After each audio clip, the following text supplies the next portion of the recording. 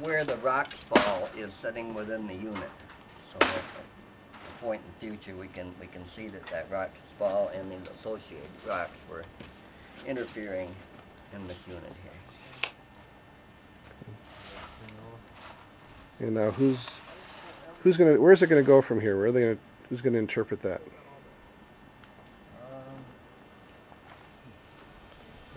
The PI is going to do it. PI standing for, Principal investigator. okay. The Quentin McKenzie. Yeah, a reasonable guess on my part, and this is just a guess, there would be an article published in the La Tierra, it's the journal of the STAA, possibly the Bulletin of the Texas Archaeological Society. That'd be a good outlet for publication. It'd also make a good master's thesis project for someone. And there's almost no limit to the amount of analysis that can be done. Main thing is to get it out there in the literature so people can take a look at it. Well, I work for the Texas Archaeological Research Lab at the University of Texas, and I assign all the site numbers and maintain the maps and GIS. And when David sent this site in to get it registered, I emailed him back, said it looks like a spectacular site. Invited me to come down and take a look. So this is your first time out here? First time out here. Okay. Check me.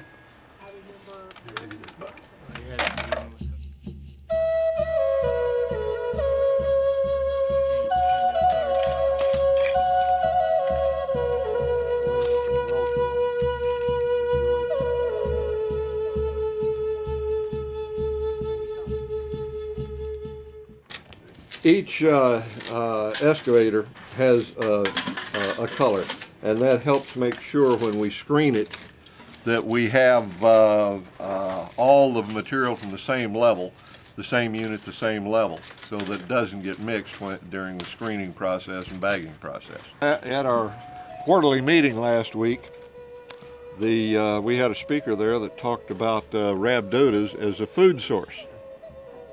He had done extensive work on this, collecting the meat from the rhabdota and sending it to a lab to have it analyzed as a food source. You know, what percent of fat, how many calories it would generate, and carbohydrates, and you know, the various constituents of the rhabdota meat.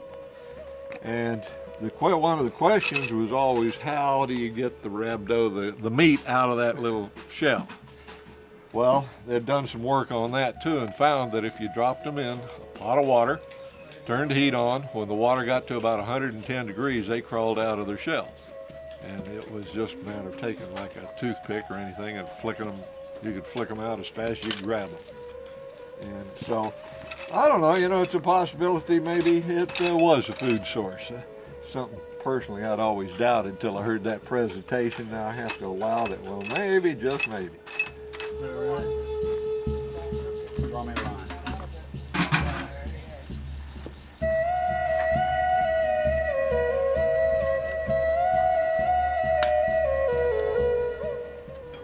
All right, so educate the ignorant here. Why are you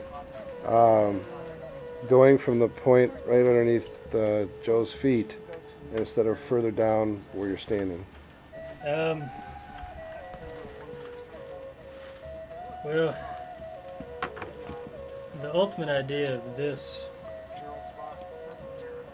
extension of this unit is to come down on top of this that I've been standing on. And this is a fairly large hearth feature, a big campfire. And so the idea is to open all this up, bring it straight down on top so we get a look at this in plan view. So we'll have the shape and size, dimensions, what have you.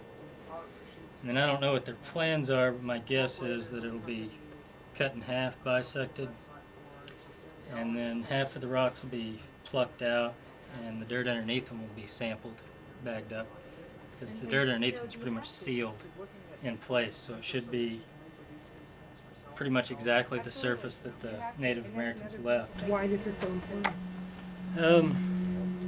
I would say the preservation And just from being out here for a couple hours, the preservation is spectacular. Compared to Moke Hill countryside. Yeah, and the deposition, most rock shelters in this limestone environment just plainly do not have this kind of good stratification. We don't have this much deposition to begin with. Mostly have a solid limestone floor, then a talus slope alluvium that's probably all mixed hecking back. Two of them, one for now and one for Whereas this is pretty good, pretty well stratified deposit. Spectacular profile. You can see individual depositional episodes, probably unique flood packages that could be related to geology. If we were to get a good geomorphologist out here, take a look at it, get some good relative dating out of that, and have some feel for what zones are intact living surfaces and which are mixed. It could conceivably even answer some geomorphological questions in and of itself without the archaeology. So, yeah, For instance, well, now you're kind of getting out of my depth of expertise, but in terms of what are called altitherms, dry intervals versus wet periods, Large mesic intervals.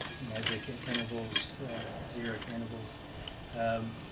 Conceivably, someone could, we could take a column sample of this sediment in real fine increments, say 5 centimeters, or even do it with these natural strata, and do some microbotanical sort of things, Look at the doty. because there's a chance that perhaps pollen's preserved in there, and those are real sensitive to climate, pollen types. All kinds of questions you could answer with a site like this if you've got Jonathan, the time. you run across this kind of rhabdody over here? Yeah, Did you? All up in here? Okay. real depths. Real depths. That's pretty heavy there. Yeah. So yeah, it's a pretty unique site.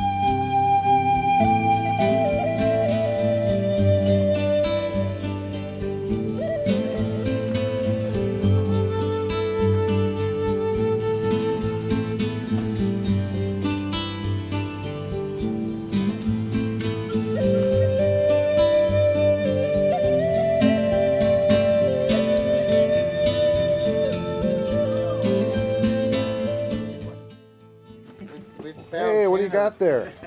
We found 10 or 15 other pieces. Now this is a flint flake. This is the original outside covering of the flint nodule that we call cortex. It's a mineralization over thousands or millions of years, I guess, millions of years. The Indian picked up this flint nodule, which may have been as big as, say, a turtle, and began hitting it with another rock. Yeah, right here. Right here, Yeah. just see there's a slight bulb. That's what we call the bulb of percussion, and that tells us that this is where the Indian struck to initiate the fractures to get this flake off. No, we've got that's light gravel striating the entire unit or one portion of the unit or whatever it is. But they're going to be looking for that information when we get through. So while we're down here digging, we'll constantly be talking to each other back and forth about these little gravel layers, the charcoal striations, if they're occurring more towards us here in the center, or if they get steeper or heavier in the farther edges, anything to help define the stratigraphy that we're actually working through in the unit level. So how do you mark like this dirt to know which time period we're dealing with? We can determine a lot about time periods only based on what we know, like he was talking about finding a Marcos point. Well, after a while, you find certain kind of points all over the place, and some of them are connected with things you can date, like charcoal. And then you know that this point was at this time period, and then every time you find a Marcos, and it falls, you can pretty much say, okay, now we're talking about that time period. And then when you find this kind of dirt and that kind of time period, then you kind of like say, okay, around late Archaic, where these arrow points are normally found, in this layer with this dirt, this was what was going on. Okay? It's very logical, but they have a way of documentation is really, really important in archaeology. It's extremely important because the authenticity and appropriateness of your interpretation is only based on how accurate your data is. So the bags are all like one particular square, at one particular level, at a depth of so many, we used to do it in inches, now we do it in centimeters. I remember the days of the inches. Centimeters. And then who took it, and then they have a level sheet where they put all this kind of information on there that goes with these bags, and they all go back to the lab because even though you spend hours digging here, you spend many, many, many, many hours in the lab having personnel, very dedicated individuals and volunteers a lot of times going through and washing things and looking at them and writing them up and doing all the statistics here to be looked at later by the archaeologists. It's very time consuming, and there's a lot of patience is required if you want to come up with a document that's very accurate. The tunnels that you see back into the limestone are solution cavities where rainwater gathering on the surface would run down through the limestone and wash out into here.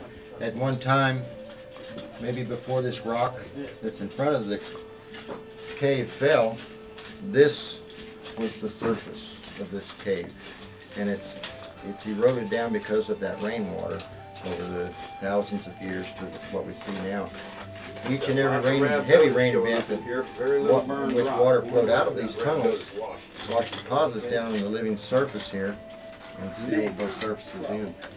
And we have these inflow tunnels and that big rock to thank for these secure archaeological deposits.